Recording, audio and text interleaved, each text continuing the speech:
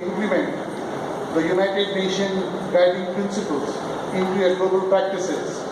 How this can be done, because it can help you to enhance your social license to operate by avoiding the risk of the human rights incidents, understanding the practical challenges, and also how we can integrate the human rights into our social and environmental impact assessments, and how do we measure, prioritize, and how do we determine the necessities for the human rights assessments.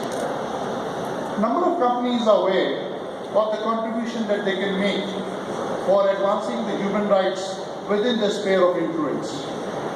Although HR, the human rights continue to be the prime responsibility of the government, but it is also the responsibility of the corporates, and they can do a lot for promoting the human rights.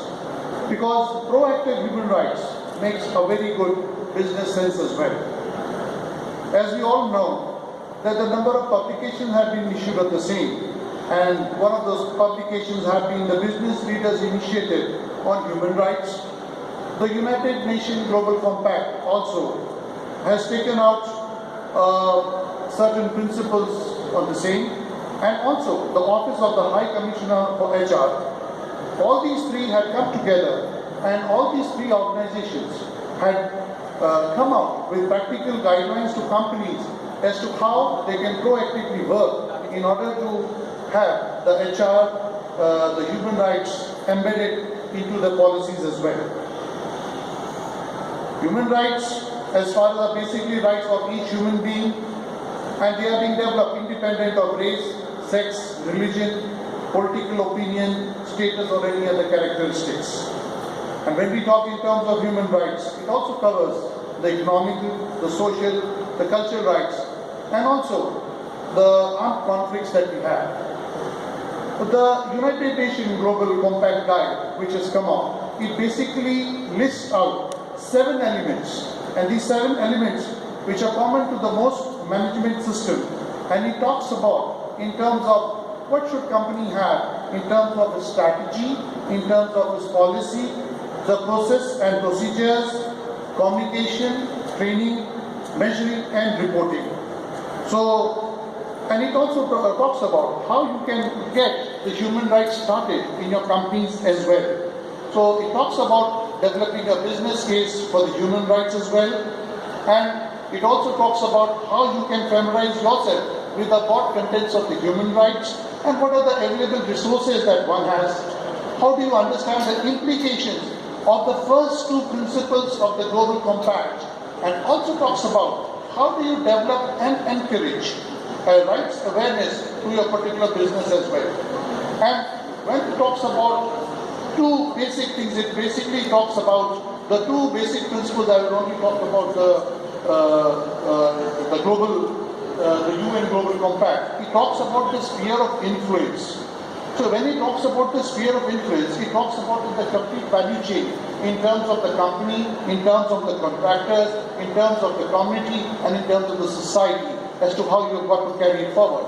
And it also talks about how do you avoid complicity, because the company is in conflict in human rights abuses if it authorizes, tolerates, or knowingly abuses or ignores the HR, the human rights policies as well.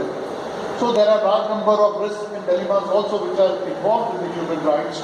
And today, the main aim of the discussion that we are going to have here with the esteemed panelists that we have got is I will throw across certain questions to them in the background of what I told to you, and we will have a debate as to how we are having these human rights practices in the various companies that they have. Right.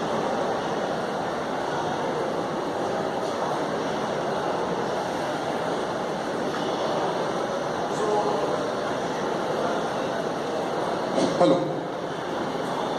I think I will first start from Praveen Karak, and from the Mine Management Services. So from India.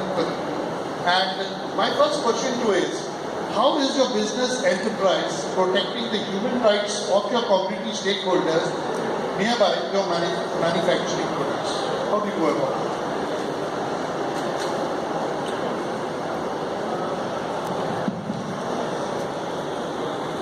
respected dignitaries on the dais, of the dais. I represent Spark Minda, Ashok Minda Group. Education, livelihood promotion, community healthcare, community infrastructure, environment protection, and care for persons with disability.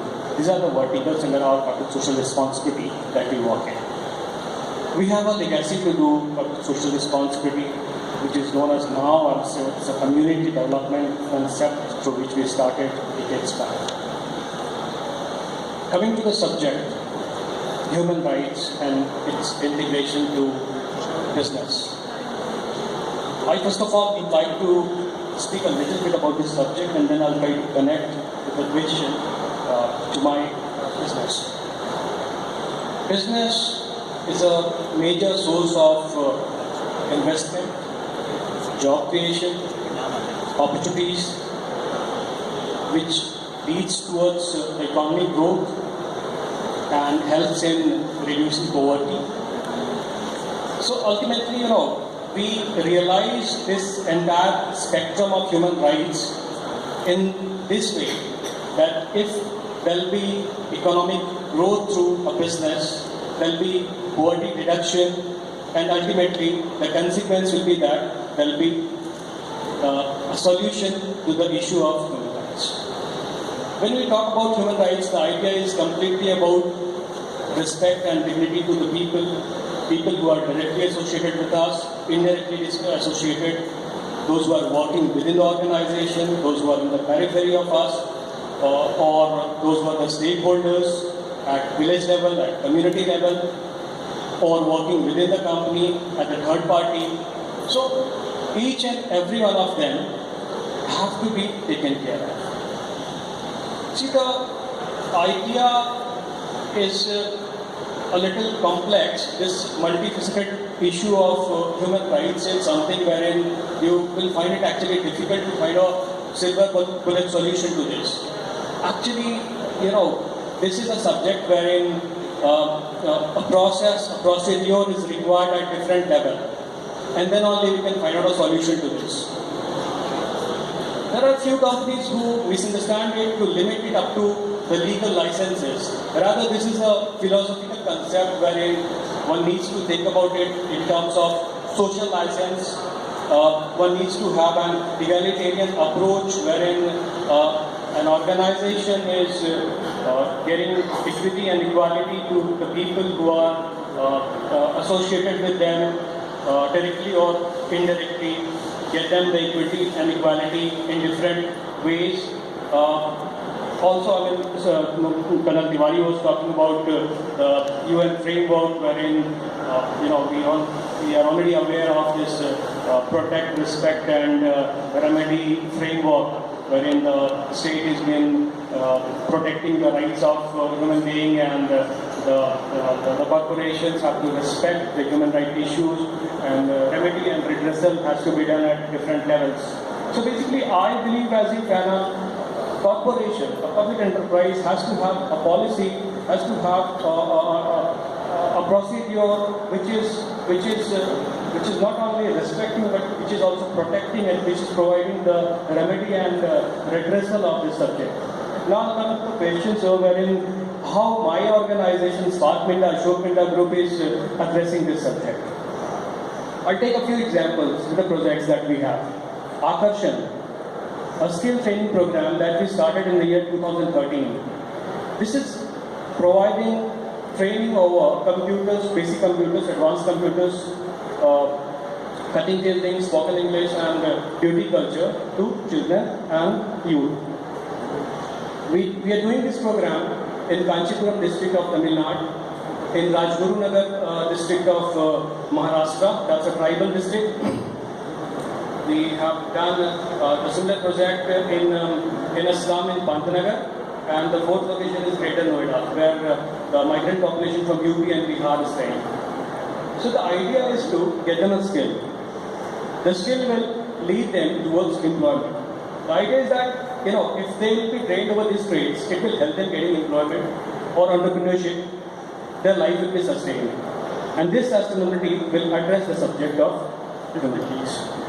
We have to make their life sustainable. We already know about the statistics of skill gap of 250 million, which is expected in another 5-7 years.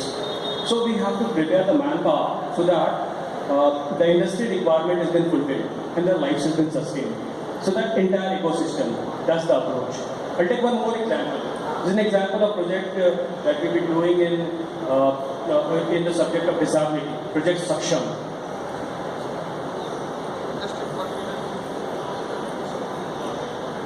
So the second project that I'm talking about is Project Saksham.